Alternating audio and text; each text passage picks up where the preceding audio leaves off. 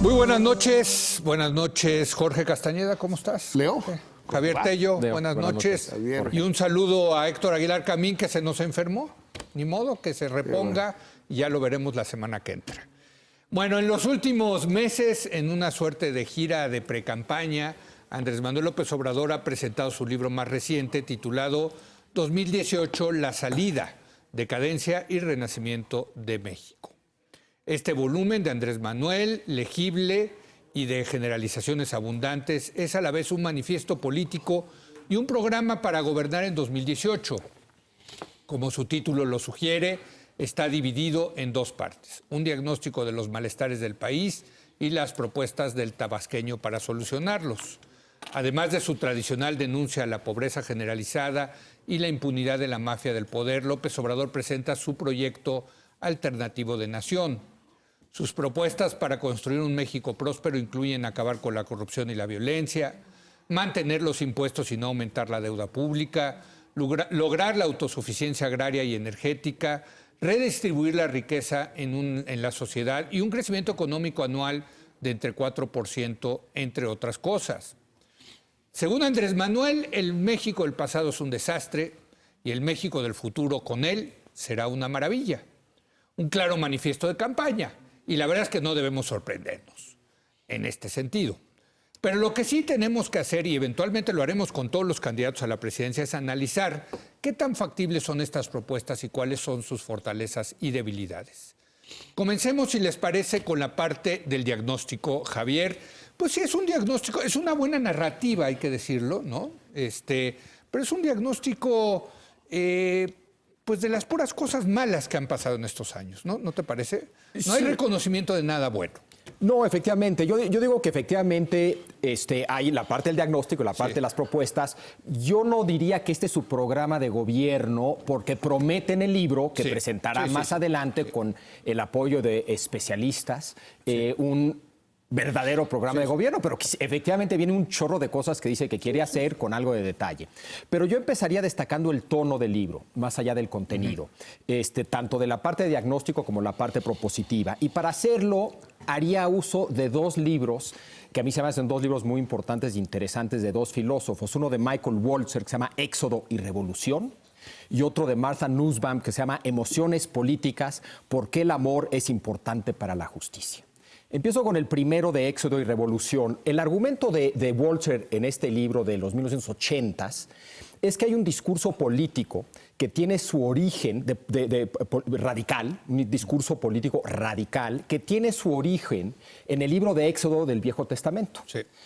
Según Walzer, este episodio en la Biblia, en el Viejo Testamento, narra o ofrece una narrativa de política radical donde... De liberación. Exacto. Hay una etapa de represión. Estás en Egipto, hay una revuelta y una travesía por el desierto, una lucha, y se llega, a través de un pacto, a la tierra prometida. Y creo que el libro de AMLO cae plenamente en esta tradición. Creo que parte de su potencia retórica, de su eficacia, tiene que ver con que cae dentro de esta larga tradición del éxodo como una lucha de liberación. Si realmente lo va a lograr, si es viable lo que propone es otra cosa, pero la retórica es esa. Lo que también ofrece el libro de Walzer para analizar esta retórica son una serie de tensiones que obviamente no reconoce López Obrador al hablar de lo que habla, pero que creo que son precisamente las tensiones que todos vemos y que a muchos preocupan. ¿Cuáles son esas tensiones? Una tensión entre lo que llama Walzer, o lo que se podría llamar materialismo e idealismo, ¿no? Por un lado hay un grupo de gente que dice, oye, la verdad no estamos tan mal en Egipto, ¿vale la pena irse al desierto por lo que estamos pasando? Yo creo que no estamos tan mal. Una vez en el desierto hay quien empieza a llorar, oye, los conforts de Egipto. Y adoran el becerro de oro. Sí, incluso en la llegada a la tierra prometida. Bíblicos, qué barbaridad. Sí, es que, bueno, el libro de Waltzer es una maravilla. Por cierto, Moisés no entró a la tierra prometida. Digo. No, pero es un tipo de liderazgo que también aquí tiene ecos con López Obrador. Pero incluso cuando llegas a la tierra prometida, hay quien dice que no se cumplió la promesa y que hay que seguir la lucha. La otra tensión que ve Waltzer en el discurso político del Éxodo es una tensión, digamos, entre el liderazgo mesiánico y un liderazgo más cauteloso y pragmático. Una lectura leninista del Éxodo y una lectura socialdemócrata del Éxodo, ¿no?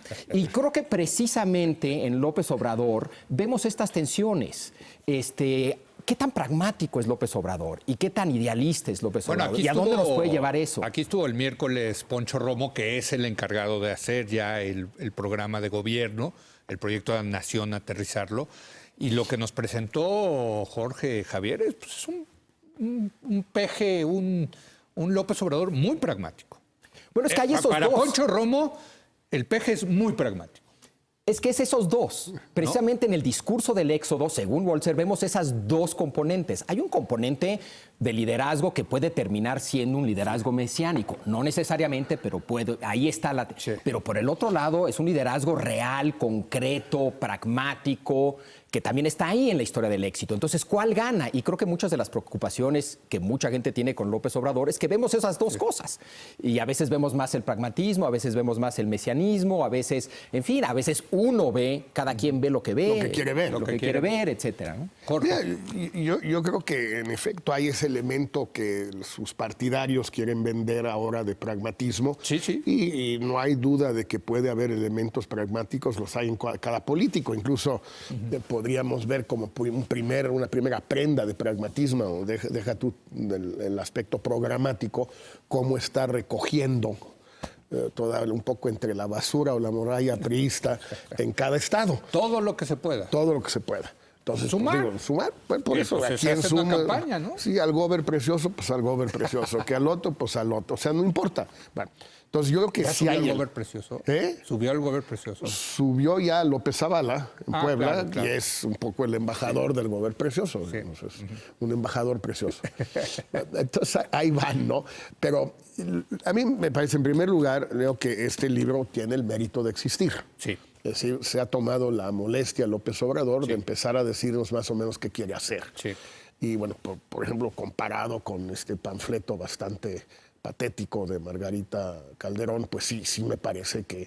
Que es más biográfico, ¿no? Bueno, es un libro serio, sí. De campaña, serio. Puedes no estar de acuerdo, y yo no lo estoy. Creo que tiene una enorme cantidad de contradicciones internas que ahorita podremos reseñar, pero tiene el mérito de existir. Sí, de hecho estamos de acuerdo. Y promete más. Promete más. Eso ya va a dar un poco de carnita, más con está bien. De leerlos, pero en fin, ninguno de los del PRI lo ha hecho. Sí. Mancera no lo ha hecho, salvo en mi caso, ninguno de los independientes lo ha hecho. Y pues del PAN, salvo esta cosa de Margarita, pues la verdad ni Anaya ni Moreno Valle lo han hecho. Entonces ese es un primer punto que a mí me parece muy interesante.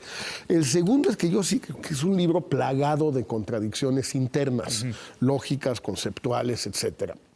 Y empezaría con la primera que subraya hoy Héctor en su artículo, que me parece que es la más flagrante y que ya mucha gente había comentado, no tanto por el libro, sino por las declaraciones previas. Y tienen que ver con el pragmatismo. ¿Cómo es posible que todos estos sátrapas que le hicieron todo este daño al país durante 30 años, de 1983, porque la fecha de arranque es muy precisa, incluso es el 1 de diciembre de 82. Ahí empieza la desgracia de México. Con el gobierno de la Madrid. La decadencia. El neoliberalismo. Sí. El neoliberalismo. Que también llama neoperfilismo. Y que también lo define así de sencillo como pillaje, la política del pillaje. Luego volvemos sobre eso porque me interesa mucho, porque es una época, la previa, que tú y yo conocemos muy bien por razones familiares y que él quizás no conoce tan bien porque ahí hizo sus pininos políticos, ciertamente, pero los hizo en condiciones de gran admirador del PRI, de López Portillo, de Enrique González Pedrero, etcétera, ¿no? Bueno, ¿cómo es posible que todos estos sátrapas, asesinos, rateros, que es una narración tremenda. No, bueno, Tremenda. y con exageraciones, pero con algo de verdad. Sí. Bueno, y de repente decide que, ¿sabes qué? No hay tos. Borrón y cuenta nueva, no pasa nada, no vamos a castigar a ninguno, no vamos a investigar a ninguno, no vamos a exiliar, desterrar, estigmatizar siquiera a ninguno. Ni meter a la cárcel. Ni name and shame, ni cárcel, ni nada de nada. Ya los mencionó a toditos. Todos están, la lista es muy larga. Sí, ahí están. Entonces, lo notable de esto es una contradicción aberrante, que tiene su lógica política. Él sabe muy bien que si puede desarmar cierta hostilidad de, por lo menos, Peña Nieto, quizás Salinas, eso lo veo más difícil, pero en fin, quizás Salinas, Peña Nieto, los demás corruptos, los panistas, decir, bueno, que pase, órale, que llegue, ya le toca, ni modo, igual ya dijo que no nos va a meter a la cárcel. Yo veo tres enormes defectos en ese razonamiento. En primer lugar, hay un problema legal. ¿Quién es él para decidir, para poner en práctica una especie de indulto ex ante? Pues Moisés. El Mesías. Exacto. Es el lado mesiánico. Ese es el lado mesiánico. Moisés. Nada más. Pero Moisés no lo dejaron entrar a la tierra prometida porque se quiso pasar de Dios, como Dios. Pues le pegó a la roca para sacarle agua. Y Dios lo castigó por vanidoso. Por vanidoso, pues le puede pasar a porque la verdad yo no entiendo con qué ropa, con qué cara aquí puede decidir él a quién amnistiar o indultar y a quién no, sobre todo antes de las investigaciones. Es una visión muy caudillista, ¿no? Esa es una primera, nada más para terminar rapidísimo. Segunda, me parece pues profundamente inmoral y sobre todo inmoral en el sentido que no puedes tú perdonar a alguien sin saber qué hizo, sin tener por lo menos claridad de cuál fue el presunto delito, o si no delito, el daño que le hizo a la sociedad, salvo una acusación abstracta. Y por último, es tremendamente ineficaz o contraproducente, porque lo que asegura que en este país la gente va a seguir robando es que no ha habido ninguna consecuencia en el pasado por haber robado. La impunidad. La impunidad. Claro. Los únicos 3 casos que hay serios en este país, que son Jorge Díaz Serrano, Raúl Salinas y el Bester Gordillo, esos 3 casos son exclusivamente por razones políticas. Es un pacto de impunidad. Es un pacto de impunidad. Como tú lo has dicho que hubo entre Peña y ahora sería entre López Obrador y la mafia del poder. La mafia del poder, pero explícitamente él está ofreciendo el pacto. Claro. Sí, digo, ahí les va otra vez usando el libro de Walzer de Éxodo y Revolución para darle una interpretación ligeramente distinta a la que acaban de hacer a este tema. Dentro de esa historia, Walzer enumera gente que ha seguido esa retórica desde el Antiguo Testamento e incluye a Mandela, ¿no? Al final, en los 1980s, de alguien que perdona, ¿no? Precisamente. La pregunta es qué está detrás de esto. Y lo que argumenta Walzer es que otra de las tensiones en la travesía por el desierto, en la marcha por el desierto, es que tanto ese proceso es un proceso pedagógico que permite perdonar a todo aquel que pase por él y que tanto se necesita represión y violencia para lograr el objetivo. En la travesía por el desierto ocurren ambas. Sí, pero a ver, la travesía del desierto, y si yo recuerdo bien mis clases de Biblia que me las tuve que chutar, era una orden de Dios de estar dando vueltas durante 40 años para que la generación de esclavos no entrara a la tierra prometida. Es un proceso pedagógico, de transformación. Más que de pedagógico, de cambio generacional. No. Sí, así es la Biblia. No lo sé que diga Walzer al respecto, pero, la idea era que entrara una nueva generación de judíos. La lectura que importa no es que dice la Biblia, sino la lectura política que hace Walzer del Éxodo como una cosa fundamental en la cultura política de Occidente. Lo que dice Walzer, otra vez, hay esa tensión. Hay un proceso pedagógico y López Obrador claramente habla de un renacimiento, sobre todo, dice, moral. Sí. Entonces, eso te permite perdonar.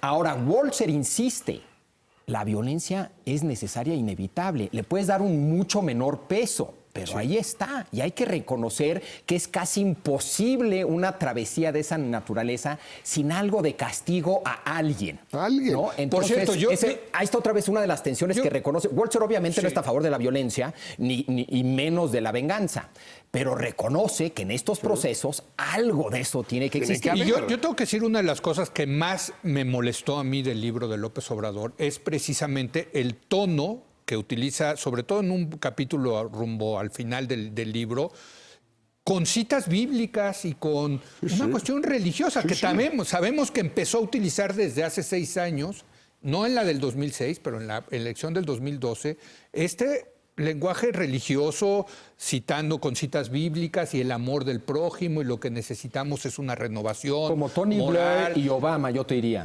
Pero yo te diría una cosa, en México no estábamos acostumbrados a ese discurso. Bueno, ¿no? A ese discurso religioso. No, y puede ser ni siquiera del PAN, ¿eh? Ni siquiera el PAN, que era supuestamente el partido del centro derecha más allegado a la democracia cristiana. Llama la atención que sea López Obrador, la izquierda, quien saque este... Hay una larga tradición de la izquierda También, religiosa sí, pues cristiana, sí, pero es una cierto, larguísima. Las comunidades eclesiásticas de base, pero yo sí quisiera insistir sobre este tema de el borrón y cuenta nueva, o el perdón o el indulto, porque incluso el caso de Mandela justamente no es ese. En Sudáfrica se crea la Comisión de la Verdad y, y del Perdón. Y son perdonados aquellos que hablan, aquellos que dicen, reconocen sus delitos. Por eso es un proceso pedagógico más que de castigo. Bueno, el castigo es el estigma. El castigo es el que tú apareces ahí ante los tribunales y tú dices, yo maté a 4 niños, 3 mujeres, violé a 3 otras mujeres. Y no vas al bote. Y no vas al bote, y yo lo hice y reconozco que lo hice mal y pido lo que tú quieras. Pero empiezas reconociendo lo que hiciste. López Obrador no está planteando nada de eso. Él ni siquiera quiere investigar, quiere simplemente perdonar ex ante a todos los que hubieran podido cometer cualquier tipo de fechoría. Antes de irnos a la pausa, Pues bueno. déjenme poner una pregunta a ustedes sobre esto. Claramente hay una intención política de que no lo ataquen todos estos que hablan de la mafia del poder para bajarle a la presión, ¿no? Pero ¿cómo lo va a tomar el electorado esto? O sea, porque una cosa es mandar el mensaje, yo no los voy a tocar, ¿no? Y otra cosa es la gente que sí quiere ver sangre, la gente está tan indignada. Es lo que entiende por castigo. Es lo que entiende por castigo. Sí. Por eso, pero la gente que sí quiere ver a políticos en la cárcel, ¿cómo va a tomar esto, Javier? No sé qué tanto sea una propuesta popular en ese sentido, Jorge. Bueno, ¿quieres que le entremos ahorita? No, rápidamente, antes de irnos a la pausa. ¿Cómo crees? Yo insisto que sí hay una parte que no es meramente pragmática, que tiene que ver con la retórica del Éxodo, que es un proceso pedagógico de renovación moral, que es parte del discurso. O sea, no es meramente pragmático, 1. Y 2, yo creo que lo que vendes en la historia del Éxodo es la esperanza. Y yo creo que en ese sentido el perdón va bien de la mano con la esperanza. Entonces, yo no creo que tenga el problema que tú piensas de que será rechazado porque la gente quiere sangre. Bueno, no sé si por todos rechazados, digamos, es una cuestión aritmética. A algunos les gustará, a otros no. Hombre, porque lo que sí promete es que se termine la corrupción. Entonces, si le compras eso, pues el precio que hay que pagar es el perdón, lo pagas, ¿no? Pues sí. Pero yo creo que, a ver, estamos hablando aquí de un 35, 38, quizás 40, y me extrañaría, % del electorado. 36. O sea, los encuestadores dicen el techo del López Obrador 36. es 36. Vamos a suponer, dejémoslo en 36. Sí. Bueno, es decir, hay mucha gente que esto no lo compra. Es suficiente para ganar. Sí. Yo creo que en ese 36, como ya están las cosas, les da enteramente lo mismo a esos 36.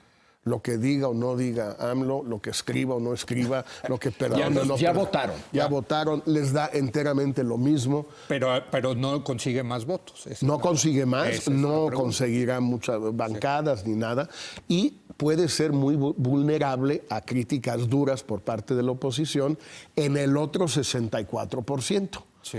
Donde no lo van a bajar de 36, pero se puede enardecer o ser más crítico o ser más negativo el otro 64.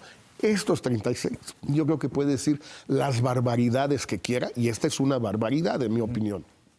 Es decir, no puedes acabar con la corrupción solo porque le prometes al país que yo voy a ser honesto y por tanto todos los demás van a ser honestos y por tanto ya nadie va a robar. Que esa es la Y otra sin hacer propuesta del nada, libro. La nada. propuesta del libro para combatir la corrupción es yo voy a ser Yo honesto. voy a ser honesto. Y esto va a permear a todos los niveles del... Lo que No, no acepta en curiosamente- economía, el trickle down, que no le gusta en economía, en corrupción sí. Sí, el trickle down corruption. Trickle down anti-corruption. Anti-corruption, Honesty, trickle down exacto. honesty. Trickle down honesty. Trickle down. Pero no, Ándale. sí tiene toda una sección y lo que propone es algo muy similar a lo que estamos haciendo. Un 3 de 3, un sistema nacional Pero de dice resolución. 3 de 3, pero el 3 de 3 actual está lleno de simulaciones, perdón, comenzando con la de él. La de él. A ver, yo estoy diciendo qué dice aquí. No, Puedes pues, no creer está lo que bien, dice está aquí, bien, no, pero nada más. decir que sí hay una propuesta de combate a la corrupción sí hay. que va más allá de voluntarismo. Yo estoy totalmente de acuerdo que todo el libro es una postura voluntarista.